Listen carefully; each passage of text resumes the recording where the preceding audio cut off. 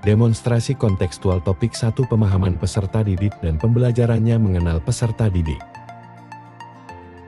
Perkenalkan kami dari kelompok 6. Mari kita pelajari tentang teori belajar dan penerapannya serta teori perkembangan peserta didik.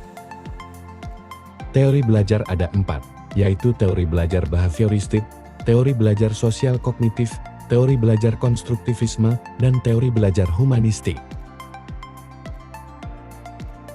Teori belajar behavioristik adalah teori yang berfokus pada perubahan perilaku peserta didik sebagai hasil dari proses pembelajaran. Teori belajar sosial kognitif adalah teori belajar di mana peserta didik belajar dari melihat lingkungan sekitar baik sekolah ataupun tempat tinggal dan dijadikan sebagai sumber belajar.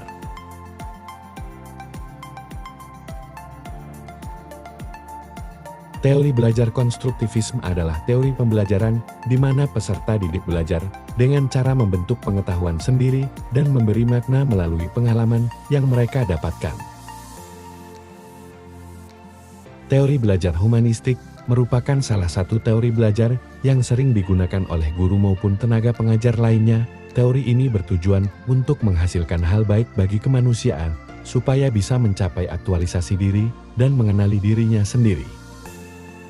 Ada 4 perkembangan peserta didik, yaitu fisik, kognitif, sosial emosional, dan moral. Teori perkembangan fisik dibagi menjadi 4 yaitu masa bayi, kanak-kanak, remaja, dan dewasa.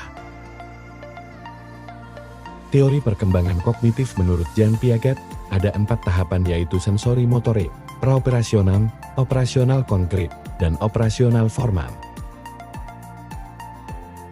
Teori perkembangan sosial emosional ada 2 yaitu teori ekologi Bronfenbrenner dan teori perkembangan rentang hidup Erikson.